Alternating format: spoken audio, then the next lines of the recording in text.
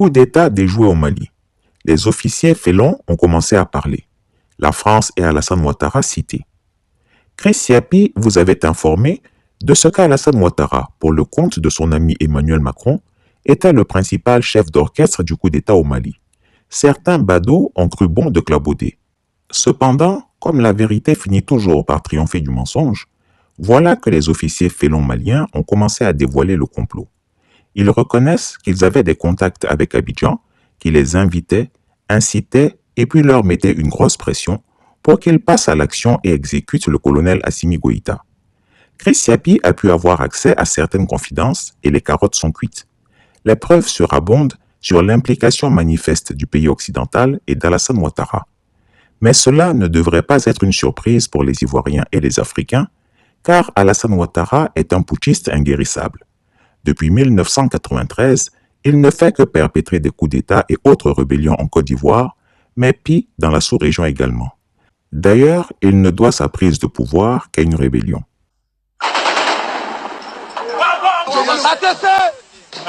Nous sommes venus dans un MPC, là, nous les jeunes là, c'est Boado, blablabla.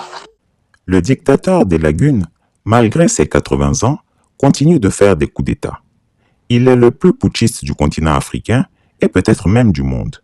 Comme quoi, le chien ne change jamais sa manière de s'asseoir et chasser le naturel y revient au galop. Désormais, je vais l'appeler le plus vieux putschiste du continent africain, alias l'octogénaire supermenteur. Il va falloir qu'on arrête la forfaiture de cet homme. Il ne peut continuer à déstabiliser la sous-région impunément. Après les coups d'État au Burkina Faso, en Guinée-Bissau, au Gabon et maintenant au Mali, trop c'est trop. Il faut que les Africains se mobilisent contre lui.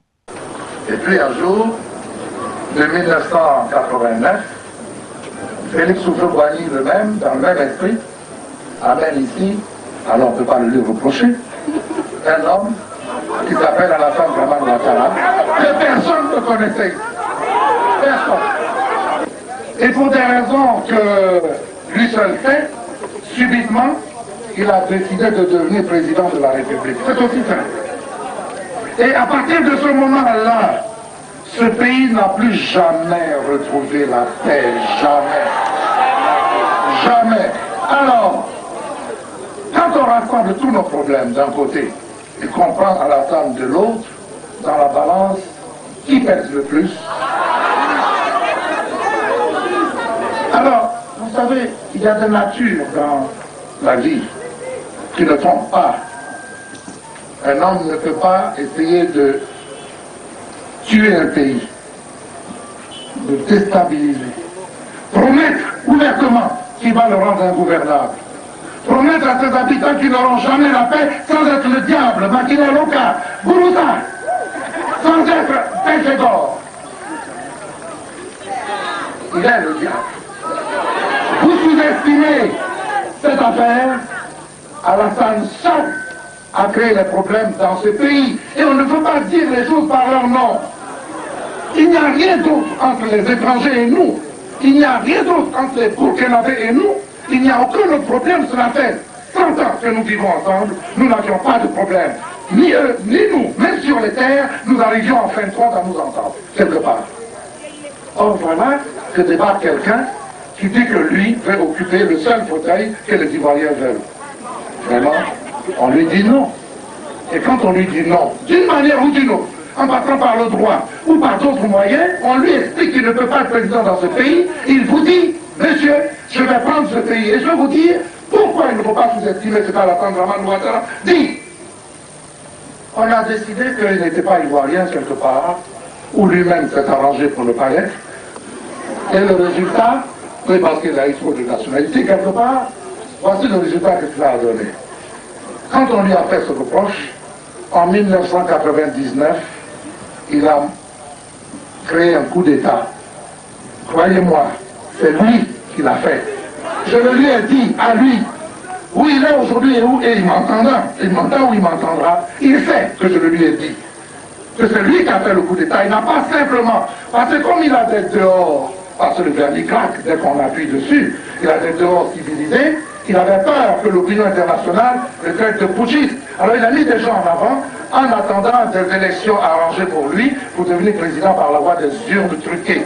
Voilà ce qu'il voulait. Mais c'est lui qui a fait le coup d'État de 1999. Et je l'ai dit.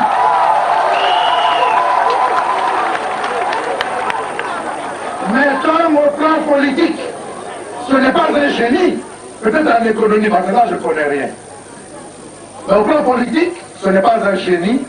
Il s'est arrangé pour que ses propres partenaires l'écartent au cours de 2000, aux environs du mois d'avril. Il a été écarté par ses propres partenaires. Et il a commencé à ruminer un autre coup. Et les élections se passent. Et vous savez qui les a gagnés. 25 octobre, Laurent Gbagbo est élu. 26 octobre, passons les détails. 26 octobre, Alassane Dramane Ouattara met les enfants des gens dans la rue et il y a des morts. Mais ça ne lui suffit pas. Ça, c'est la deuxième étape. 99, 2000. Je passe décembre 2000. 4 et 5 décembre, passons. Les 7 et 8 janvier, Alassane Dramane Ouattara encore. Parce que dès qu'on cherche les coupables, on les trouve autour de lui. Toujours, mais pourquoi? Mais il nous a promis ça. Et nous ne devons pas nous étonner qu'il nous ait promis cela. On trouve les coupables autour de lui. Et donc Alassane Dramane Ouattara, les 7 et 8 janvier 2001, formant un coup, cela fait la 3e fois.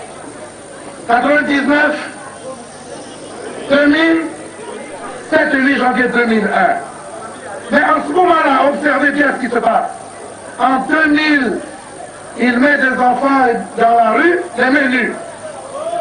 Le 7 et 8 janvier, les gens arrivent armés. Probablement des armes conventionnelles ordinaires. Ensuite, en 2002, il vient maintenant avec une armée. Elle vient de l'extérieur.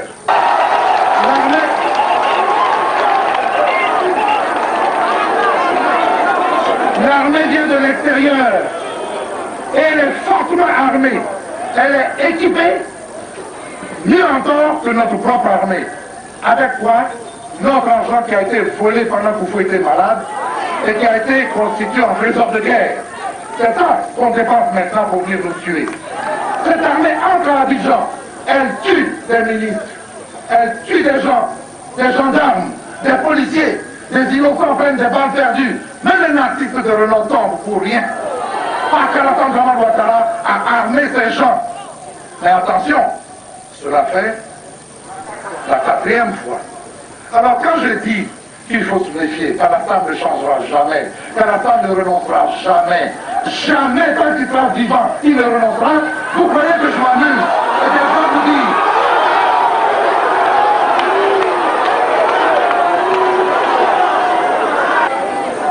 je vous dis, ne vous y trompez pas, ni Gbagbo Laurent, ni aucun de ses ministres, ni aucun président d'institution, ni aucun d'entre vous, jusqu'au dernier que je vois, ne doit douter d'une chose, c'est que la prochaine fois, Alassane va nous envoyer des avions et des missiles. Je vous assure, ne vous amusez pas, parce qu'il voudra prendre ce pays à tout prix, à tous les prix. S'il faudra tuer la moitié des Ivoiriens, il le fera pour régner sur l'autre moitié. Ne vous y amusez jamais. Cet homme est venu pour détruire ce pays. Je vous ai dit que c'est le diable. Chris Yapi ne ment pas. Retrouvez Chris Yapi sur son nouveau compte Twitter, ses 2 chaînes YouTube, sa chaîne Dailymotion, Instagram et Mediapart.